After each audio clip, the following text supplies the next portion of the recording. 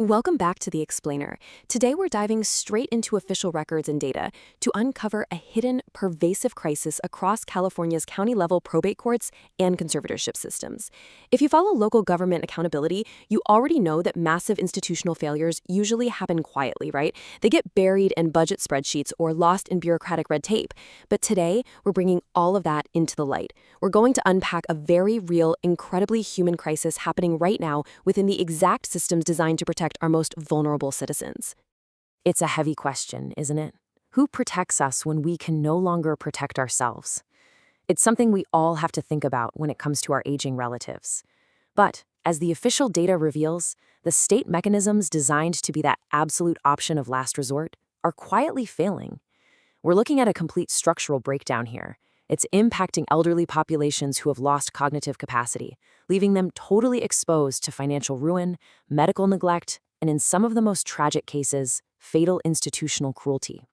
Okay, just so we're all on the exact same page, let's establish the baseline. What actually is a conservatorship?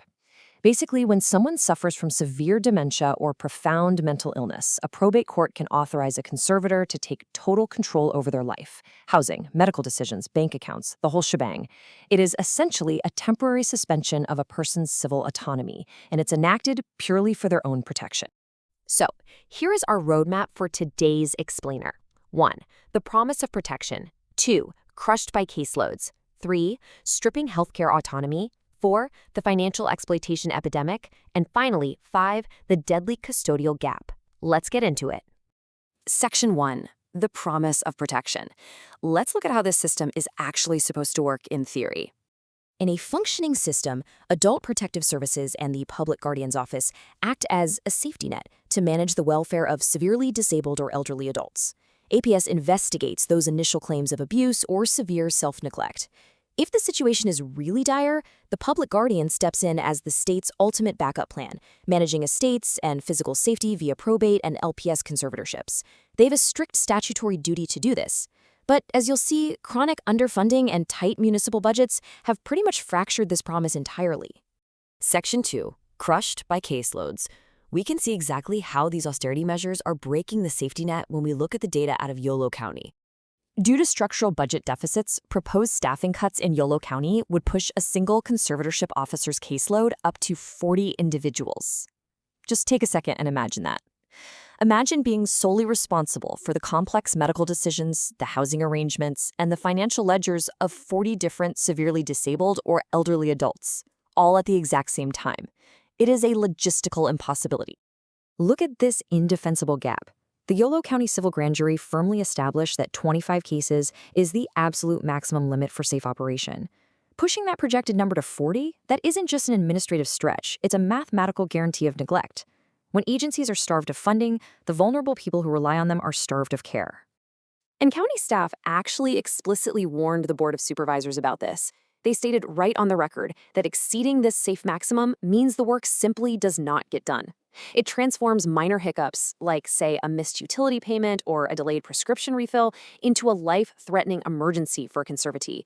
The bureaucracy literally becomes a hazard rather than a shield. Section 3. Stripping healthcare autonomy.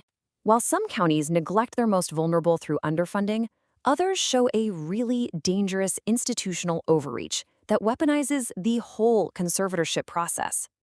While investigating Humboldt's LPS and probate conservatorships, the civil grand jury used these exact words. They called it a deeply concerning statistical anomaly. They were describing the county's inordinately large, aggressive state seizure mechanism compared to standard state baselines.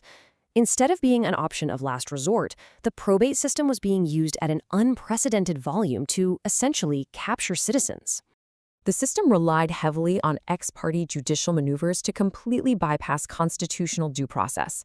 If you don't know, an ex-parte order basically allows a judge to make a ruling without all the parties even being present. The civil grand jury highlighted the case of Dick Magny, where former deputy county counsel was accused of calculated deception. They used these maneuvers to rapidly seize medical rights, stripping citizens of their healthcare autonomy before they could even attempt to mount a legal defense. It shows a probate court system operating completely unmoored from its protective mandate. Section 4. The financial exploitation epidemic. This lack of systemic oversight, mixed with an overwhelmed adult protective services, leaves the elderly highly vulnerable to malicious external actors. And this crisis is perfectly captured by APS data out of Tuolumne County. Check this out. Out of nearly 500 referrals in just a 9-month span in Tuolumne County, an astonishing 42% were related to the financial exploitation of seniors. That completely outpaces psychological abuse and physical neglect. When the public guardians are crushed by their caseloads and APS lacks the resources to even run community awareness campaigns, predatory scammers and corporations step right into that void to drain the assets of the elderly. This financial abuse ranges from really intimate individual scams to massive corporate predation, and it almost always follows a predictable playbook. Step 1 is isolating the victim. For instance, official records outline a case where a Tuolumne woman manipulated a 70-year-old senior by manufacturing a fake complimentary spa trip to New Zealand. She used that distraction to completely drain her assets. But it scales up to corporate levels for sure. In Siskiyou County, advocacy groups flagged systemic predatory practices by corporate mobile home park owners.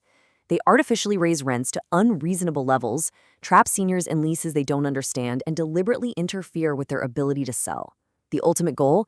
Force the sale of those fixed-income assets back to the corporation for a fraction of their value. The elderly are essentially being strip-mined for their life savings while the state just watches. Section 5, the deadly custodial gap. The ultimate, tragic climax of this systemic failure happens when elder protection fails completely, and vulnerable adults just default straight into the criminal justice system.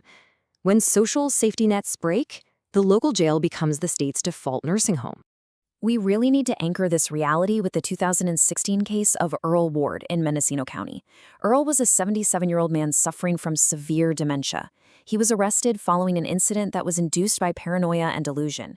He wasn't some hardened criminal. He was an elderly man experiencing a profound cognitive breakdown who desperately needed geriatric psychiatric intervention. Instead, he was thrown into a concrete cell. Inside the jail, his fatal descent was rapid. His cognitive decline accelerated. Custodial staff literally observed him staring at the walls of his cell with a plastic cup on his head, refusing his medications. And despite being in a state of acute delirium, medical staff discharged him right back to a jail cell that was entirely unequipped for geriatric care. The inevitable happened. He suffered a severe fall in his cell, fracturing his vertebrae and his ribs. That led to a cascade of medical failures and ultimately his death from the resulting surgical infections. The federal civil rights lawsuit that followed revealed a harrowing landscape of deliberate medical indifference by the county and its contracted healthcare providers. The case settled for $1.1 million. That means taxpayers were forced to foot the bill for an act of profound institutional cruelty, all because the county failed to maintain adequate mechanisms for elderly adults suffering from cognitive deterioration. So, to bring it all together, the absolutely crucial takeaway here is this.